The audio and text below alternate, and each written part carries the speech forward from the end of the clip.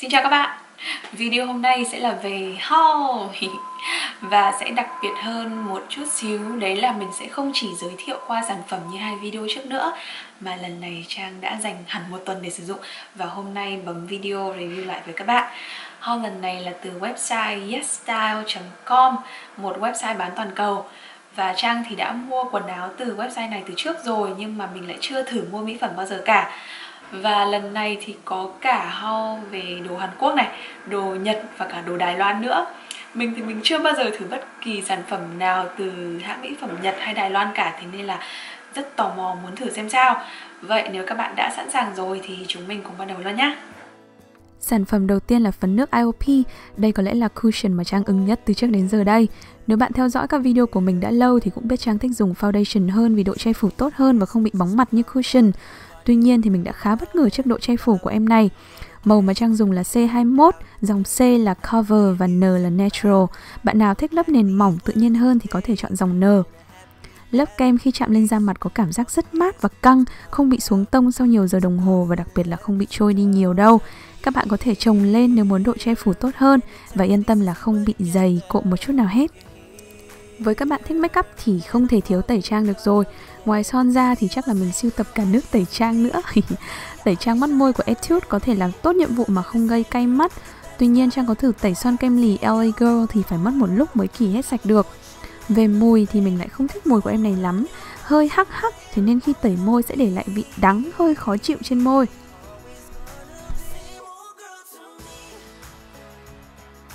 Với những bạn mắc một mí hay gặp vấn đề mí sụp như mình mà muốn hai bên mí rõ và cân hơn thì dán mí là một giải pháp cứu chữa khá nhanh chóng. Mặc dù mình không thấy thoải mái lắm vì các sản phẩm dán mí đã sử dụng, một là hết dính rất nhanh, hai là khi dán lên mí thấy rất cộm và khó chịu, nhưng vì vẫn tò mò muốn thử nên Trang đã rước em này về. Sản phẩm này của Nhật, loại extra này gồm 100 miếng và có miếng nhựa đi kèm. Có vẻ như extra này là loại dính chặt nhất, phù hợp với những ai để lớp make up cả ngày. Họ có cả loại dính nhẹ hơn nữa, lớp dán mỏng và trong nên không bị lộ. Tuy nhiên chính vì khả năng siêu dính này mà lúc chỉnh lại trên mí mắt sẽ hơi khó vì keo bám khá chặt, bóc ra cũng hơi đau, nhớ cẩn thận nhé. Bạn Color My Brow lần trước Trang mua là tông vàng nâu tương đối sáng, thế nên lần này Trang đã quyết đổi qua tông Rich Brown, màu nâu đậm gần với màu tóc mình bây giờ luôn. Đến từ hãng Lively Nhật Bản chính là pack 5 đôi lông mi siêu dày này. Mình rất yêu thích và muốn thử kiểu trang điểm mắt to tròn như búp bê của Nhật nên đã quyết định dinh pack này về xem sao. Để đúng chiều dài mí mắt thì trước hết sẽ phải cắt bớt một chút ở cuối, và Trang sẽ kết hợp luôn với keo dán mi cũng từ hãng Nhật. Mi đeo rất thoải mái, không bị nặng và keo thì dính rất tốt. Một lớp mỏng thôi cũng bám chặt rồi. Mình có để liền 6 tiếng cũng chưa thấy dấu hiệu bị lung lay gì cả. Tuy nhiên vì bạn mi này khá dày nên chắc sẽ chỉ phù hợp với style makeup đi chơi, đi tiệc hoặc những dịp đặc biệt khác thôi nhỉ. Sau khi lớp mi nối đã rụng hết sạch thì Trang lại trung thành quay về với mi giả vậy và tiếp tục là cặp mi khá dài nữa từ Etude House. Đây cũng chính là cặp mi mà Trang sử dụng hôm nay đây. Mi cũng tương đối dài thế nên là sẽ phải cắt bớt một chút để điều chỉnh lại. Hy vọng mình có thể sử dụng em này thêm 3-4 lần nữa.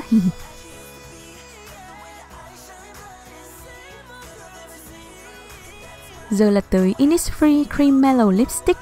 Mình chọn sản phẩm này một phần là vì thấy nhiều bạn yêu cầu review quá. Vậy thì cùng chiều lòng các cô nàng nhé.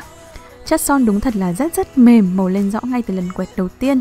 Tuy nhiên vì sở thích dùng son lì nhiều hơn nên Trang khá là trung tính với bạn này.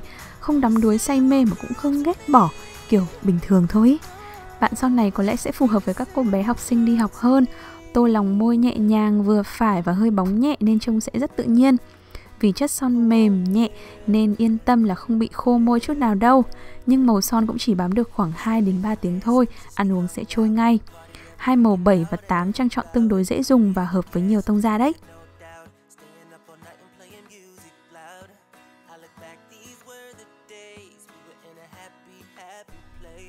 Một thỏi son nữa đến từ Tony Moly, đó chính là Petit Bunny Gloss Bar hình chú thỏ đáng yêu. Đây tiếp tục là thỏi son học sinh nữa vì giá thành mức vừa phải, chất son bóng nhẹ tự nhiên, không quá đậm và màu này thì chắc chắn có thể sử dụng hàng ngày được. Vì là gloss nên chắc chắn sẽ bóng rồi, nếu bạn không thích bóng nhiều thì chỉ nên thoa nhẹ 1-2 lớp thôi, sẽ xinh như màu môi tự nhiên luôn.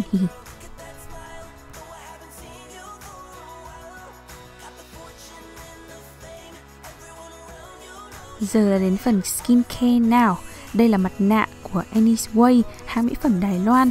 Lý do mình chọn bạn này là vì đây là loại mask được nhiều review cao nhất trên web. Mặc dù bao bì trông không bắt mắt tí nào nhưng một lọ này thì lên tới 250ml lận. Dùng nhiều cũng phải gần 1 năm mới hết được, siêu to luôn. Và em ý mang lại hiệu quả ngay từ lần dùng đầu tiên. Mặt nạ dạng thạch nên kết cấu đặc và dẻo dẻo như thạch. Khi mới bôi lên mặt thì thấy mát, để tầm 20 phút thì nó sẽ bắt đầu khô lại và như kiểu có vẩy ở trên mặt ấy. Hơi bám chặt vào da. Cái này thì mình không thấy thoải mái lắm.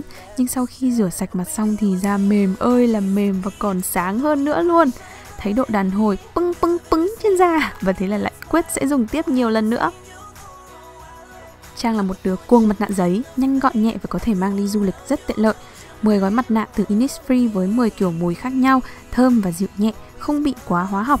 Mặc dù hiệu quả không rõ rệt như loại mặt nạ trước nhưng Trang vẫn sẽ dùng tiếp vì độ tiện dụng của em ý. Điểm trừ là hơi bị dễ rách đấy nên các bạn cẩn thận nha. Tiếp theo là toner nha đam từ Juju Cosmetics. Mình sử dụng em này ngay sau khi rửa mặt xong trong vòng 1 tuần qua, tức là đã 14 lần rồi. Mình chỉ có thể nói là quá hài lòng. Thấm nhanh, không có mùi, căng mát da mặt và làn da trở nên mịn và sáng hơn chỉ sau 3-4 ngày sử dụng. Không hề bị kích ứng hay bết dính, không làm khô da, chắc chắn mình sẽ mua lại nếu dùng hết. Cuối cùng là kem tay, vật bất ly thân trong mùa đông này. Rất may là Trang vừa dùng hết tuyết kem tay từ The Body Shop nên đã có sẵn em đào này thay thế luôn.